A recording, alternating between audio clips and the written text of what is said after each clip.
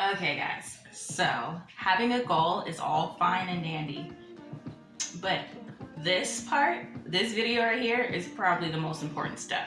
You gotta schedule it.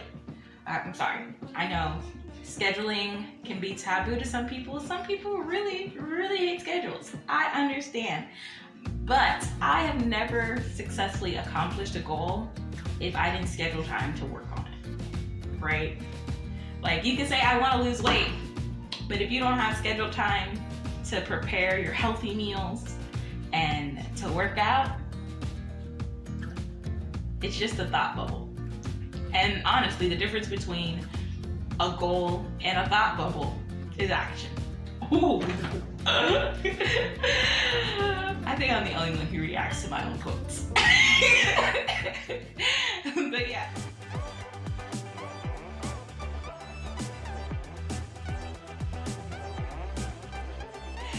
But yeah, so we're gonna dive into how to schedule for your goal setting. Oh yeah, it's good stuff. If you're just now meeting me, I'm a dork. I am a productivity, I don't want to say I fangirl for productivity, but I kind of fangirl for productivity. Welcome. Go ahead and subscribe to Why Be Confused. Hit the notification bell because there are more videos in this goal setting series, and I would love for you to see me tell you how to do it. All right, so first things first, the importance of scheduling. I want to make this very clear. Just because it can fit within the hours doesn't mean it was effectively scheduled. Because it's not about math. It's not about, do I have enough time to do it? It's also, do I have enough energy to do it? So you can say, I'm gonna do this at this time. But if that time comes and you're completely drained, no matter how much you push yourself, no matter the amounts of willpower that you may have, it's not happening. So, in this scheduling process, you need to be very honest with yourself. If you can only commit 2 hours a week to your goals, one, you might need to drop some other things. And two, that is also okay. Like, if you can only commit 2 hours to your goals, like, not to shame you or anything, but who are you working for? Okay, anyways, but if you can only commit 2 hours and you feel like you can't cut anything else, that is okay. Is it gonna take you a little longer to reach your goal? Yeah, but that is also okay. Nobody said that this was a race. Who are you racing against? Who else is trying to go for this goal that you're trying to beat out? And why are you trying to beat them out? Like, can we all, is there not room on the podium for all of us? I thought. Anyway, so that is something to remember. So yes, in the workbook, it has a whole like formula and a map out of how to schedule these things, but I never recommend how much time you should be spending to your goal. Some people say you should be doing just as much as you do work. I'm sorry, I don't have another 40 hours a week in my life. If you have an extra 40 hours a week in your life, I mean, please, can I borrow some? But I don't have that kind of time. And even I, who work 32-hour shifts a week, I don't have an additional 32 hours to give to my goals because life needs to be maintained. I really believe people forget this. Like, you have to live life while accomplishing your goals. So if you only have 2 hours, you have 5 hours. If you can squeeze out 16 hours, great to you. But there is no recommended amount of time. Do what you are capable to do and what you'll be able to keep up with. Okay? Okay. So, now that we're talking about how much time we can commit, how do you know how much time you can commit in a week? Well, how much time can you commit in a day? Can you give it an hour? Can you give it 20 minutes?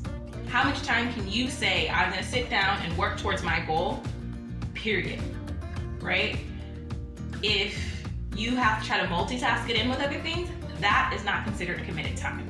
Now, if you get times where you can multitask, That may be an extra bonus, but we're not going to count that into our scheduling. We're going to schedule only based on dedicated time.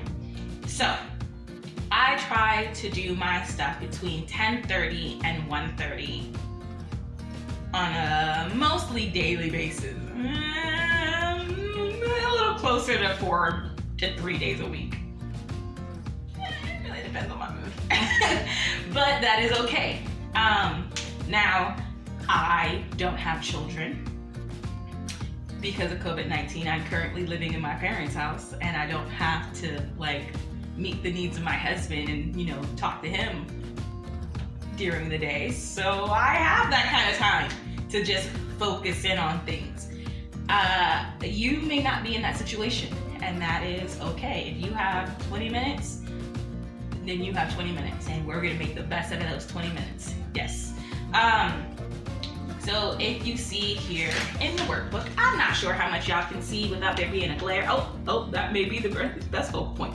All right, so there are areas for you to put how much time you can put in a day, then how much time you can do a week, and then you can select the days of the week that you are available for this. So my days: Monday, Tuesday, Wednesday, Thursday, I do nada. Friday, yes. Saturday, I do nada. Sunday, bam. So I'm averaging about 4 days a week. Now, there are some times where Sunday is a nothing's happening day, but if that is not the case, then I'll get something done. Sundays is like my flexible day. Well, maybe we'll be productive depending on how we feel. Because by Sunday, the rest of the week has hit me across the head. But yeah, so be really honest with yourself. If you know that Sunday mornings are hectic for you, don't try to squeeze anything else in there. If you know that Johnny goes to practice on Wednesday and it's basically impossible for you to even make dinner, Wednesdays are an out. Pick the days that work best for you. And also, that means that you may have to clear your schedule on other days. For example, because Wednesdays and Thursdays are my rest day, I had to pick up doing work on Fridays. I didn't used to do work on Fridays, but when I dropped Wednesdays, Thursdays, I was like, I need to pick up a day. So I moved my schedule around so that way I can do my work on Fridays. Make the adjustments how you need to make them. If you are in charge of a family or you are deeply involved with a family structure, talk to your family about it. They may not be able to tell you, yeah, you can have these days off from being a mom, but you'll be able to work something out, right? All right. Now, then once you have thought about this, I can commit 20 minutes a day, 4 days a week, for example. Can I do this with my other obligations? We just talked about that. You don't want to pick the days of the weeks that are busy. You don't want to try to squeeze in or multitask your time for your goal. You need to really and honestly think, can I do this with my other obligations? Do I have responsibilities that I signed up for, that I can't get out of, that I need to make sure are maintained while accomplishing my goal? This is not a judgment period. This is not for you to be like, oh, I can never accomplish my goals because I made too many promises to people. This is not for me to get on my soapbox about boundaries. We'll have time for that later. This is really you saying, am I able to do this? Will I have enough energy to do all of these things and cater to myself as well? And be really honest. For this is not about saying no and dropping your goal. This is about saying no and adjusting the times that you allot for your goal. Because there's a way. There's always a way. And if you need some additional help, hit me up on Instagram. I'll find time. All right. Then the second question you need to ask yourself, what will I have to say no to? I'm going to be very honest with you. I hate answering this question because it normally means I have to say no to things that I don't want to say no to. For example, spontaneous nights out. Because I run my schedule a certain way, I know that if somebody invites me to dinner the same day, I'm most likely going to have to say no.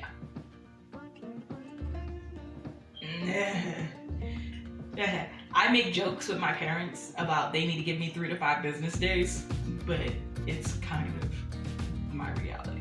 Now, you may not run that kind of life. You may schedule in time to go out to dinner with friends and family spontaneously. And your saying no thing may be, I don't get that extra nap that I really don't need, but I just like taking. Whatever your no is, make sure that you're not cutting out things that would be healthy for you, right? We don't want to say it means I only get 3 hours of sleep at night. You don't say no to sleep. That extra nap and your regular sleeping time, 2 completely different things. Let's be real. We don't say, oh, I just won't eat lunch. No. What do you have to say no to for other people? We don't like saying no to other people. We say no to ourselves all day, but we don't like saying no to other people. So I'm gonna need you to write down what you're gonna say no to, so that way when it pops up, you remember, oh yeah, I said I wouldn't do these things. And also, you can give everybody notice, hey, such and such will not be doing these things during this time frame. See you guys later. Yeah. All right, I just talked a lot. I just gave you guys a lot to think about. But honestly, when it comes to scheduling, it's putting you first. What are your obligations? What are your needs? And how much time can you commit to your goal? And that means that the needs of other people that are not in dire situation are going to have to be ignored for the time being. Sounds terrible, sounds really selfish, but when it comes to accomplishing your goals, you need to have that time for yourself. Now, if you're a big charitable person, that is fine. You can say Saturdays, I do my charity thing, bam, and then you pick another day to work on your goal. But this is really about you. You're doing this goal for you, to make you feel good, to make yourself accomplished, to get to a level that you've always wanted to be at. Don't let other people come and trample on it, because you can't say no. Say it with me. No. No. No. No. See, I don't know what the background music is gonna be for this, but now I gotta find something that's on beat with what I just did. So if it's not on beat, excuse me, because I got lazy with editing. So, in the comments below, let me know how many hours a week you think you can commit to your goal. Now, it may be that once you're accomplishing this goal or working towards it, that this may be adjusted. But at this time, in your scheduling phase, how much time do you think you can commit to your goal a week? I can't wait to hear from you. Right. So in our not our last video, but in our previous video, the Creating Your Goals video, we did a task brainstorming. So you brainstormed all the different tasks that you think you needed to complete in order to accomplish this goal. Oh, now we're gonna do a task analysis. Oh, yay. Because how many times have you said, I'm gonna do this task, sat at your computer and got ready, and then found out there were 500 things associated with that task? I've done it to myself, and then been like, I don't have enough time to do this because I didn't consider this. So, task analysis is just this. You write down the task. You ask yourself, do you have to do research on this task? For example, let's go back to my course creating example. The task is finding a platform for me to put my course on. Do I have to do research? Yes, because off the top of my head, I don't know course creation platforms. I don't know where everybody's at. Where are the people at? I don't know. So I have to do research. Does this require you to have tools? Most likely, because I'm pretty sure these platforms aren't free. So I'm gonna need tools, services, things of that sort. Does someone need to help you? Yes, I need all the help. I'm gonna need recommendations, YouTube videos, everything. I'm gonna read a couple blog posts within my research because I need the helps. And do you need to be aware of any time constraints such as seasons or holidays? No, my my course creation doesn't have anything to do with like a seasonal trend or whatever, so it can happen whenever. But say you are planning an anniversary party, well, that has a time constraint because an anniversary is a specific date. So these are things to consider. Once you have looked into these things and really answered these questions fully and outlined what you're going to need for this, then you're going to determine how much time you're going to give yourself on this task. So, for example, me finding a platform to put my course on, I'm going to give myself 5 hours, right? Now, if I'm only giving myself 20 minutes a day, it's going to take me a little longer, but that is fine because it's about getting it done, not getting it done fast. So it's going to take me about 5 hours to really figure out and learn about these platforms and decide which platform is going to be best for me. Bam. You list that down, and then you take it to each task that you brainstorm, you keep working it through. If you see I got pages of pages of pages for you to figure this out. And that process is going to take some time. It's not something you're going to be able to sit down and do in one day. It's going to be maybe a week dedicated to task analysis. Yeah, sorry, I don't have any like quick answers for you guys, but this is the most effective way that I have found within my journey of productivity and scheduling things to work, because you don't want to tell yourself, oh, I'm going to give myself an hour to find a platform for my course, and then you find out there's 50 million platforms and they have membership fees and you don't have the money for your membership fee, and you got to respond to some Joe Smo and email them and do all. You don't want to be there. Now, I have not sat down and done the research for that just yet, but if I was to run into that stuff, I want to make sure I have time for it, right? So yeah, so you've done your task analysis. You've done the research associated with your task analysis, and you've timed out how long you think it's going to take you to do each task. Then you merge the two parts together from your scheduling. You take the days, the time that you put in each day, and the amount of hours per week, and you marry them with how long you think it's going to take you to accomplish each task. Now, if it's 5 hours, I'm averaging, let's say I'm averaging 16 hours a week, I can get that done within the week, right? So you would just put a date of when you feel like that task will be completed. If you know you have a floating Sunday, like I do, give yourself a grace period of a day, okay? And when I say a day, I mean a productivity day. So if I have a floating Sunday and say I'm not working on anything again until Wednesday, instead of scheduling for it Sunday, I'm gonna schedule it for that Wednesday to be completed. Not Monday, because Monday we're not working on anything. And then all you're gonna do is be thinking about it all day Monday and be like, I have a deadline to meet. No.